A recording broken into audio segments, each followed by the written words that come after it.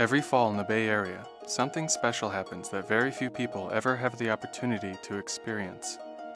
It's something completely natural and commonplace, yet it sounds like something from another world or from another time.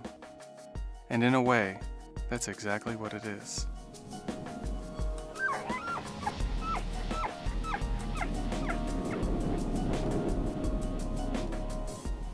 The Tule Elk bulls have a seasonal reproductive season that is called the rut, in which they gather groups of females together. We call those groups harems.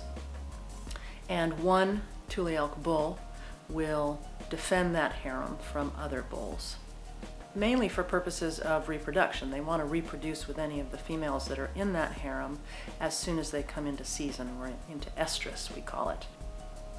They defend that harem by fighting off other bulls, by patrolling around. They advertise their presence and their state of health by urinating, thrashing the bushes, marking the vegetation and the ground in the areas where the harems are. Tule elk are a symbol of what California used to be like. They're a symbol of the wildness of California. There are very few places left where you can see a good picture of that wildness, and Point Reyes National Seashore is one of them. Just seeing Tule elk in the large herds that we see up at Tomales Point is a little picture of what nature in California used to look like. As it turns out, the Tule elk herds at Point Reyes are only 30 years old. There are no records of the original Tule elk population found there. What happened to those elk happened in a time before photography and before Californians cared about their native wildness. We think that there were a lot of Tule elk in California before the arrival of Europeans. We think there were probably 100,000, maybe more, Tule elk in these very large herds throughout the Central Valley and up the coast.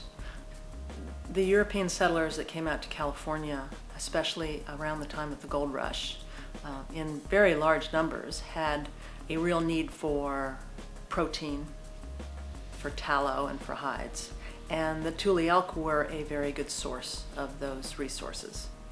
The Point Reyes Tule elk were very heavily hunted because of their proximity to San Francisco, which was a really fast-growing city. And so over the course of a decade, they were basically decimated and extirpated from this area. Wait a minute. If the Tule elk were exterminated by hunters during California's gold rush, then how can they exist today? Well, it seems that one elk family had the best hiding place in the whole state. The last few Tule elk were found in a drained swamp near Bakersfield, and it is possible that there were fewer than 5 Tule elk there. And that is the source of today's population. In the 1970s, a state law was passed that protected Tule elk. So we have a guaranteed core population of Tule elk in this state, which is a pretty remarkable thing. In fact, the California State Assembly passed the Tule Elk Protection Bill in 1974, which allowed the elk population to grow unhindered by hunters and trappers. These elk herds grew up so quickly that new herds had to be established in other areas of the state to allow for the expansion. In 1978, California Department of Fish and Game, along with the Department of Interior, decided that Point Reyes National Seashore would be a perfect place to reintroduce them. And that year, 10 Tule elk, 2 bulls, and 8 cows were released in a fenced area at the Tomales Point, what we call now the Tomales Point Elk Reserve. The Tomales Point Elk Reserve is a peninsula that is surrounded on 3 sides by ocean, and at its southern tip has an elk-proof fence. So the elk are captive, but they're captive within a 2,100-acre area.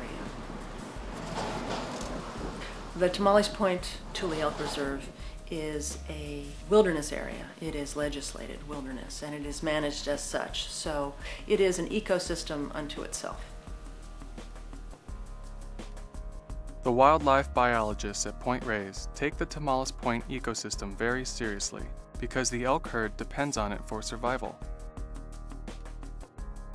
The entire reserve acts like a giant laboratory experiment where scientists study the effects of reintroducing a native species to its long-forgotten native habitat.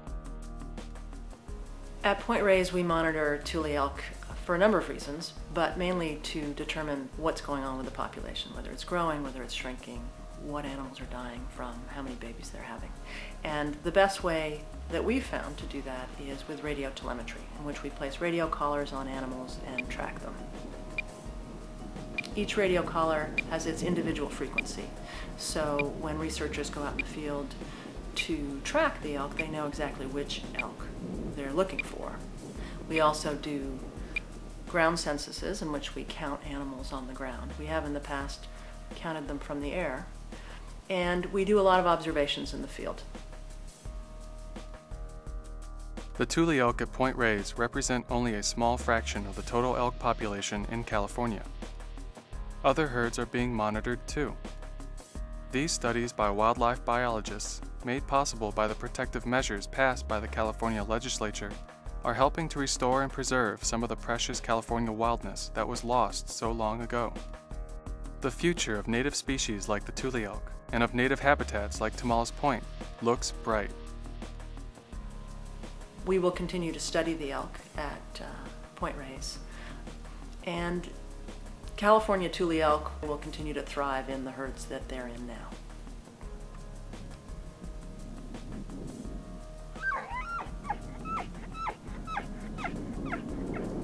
The fact that Tule elk have been preserved in California and have grown from a number that was somewhere around 5 to somewhere around 4,000 is evidence of the success of the Tule elk protection program.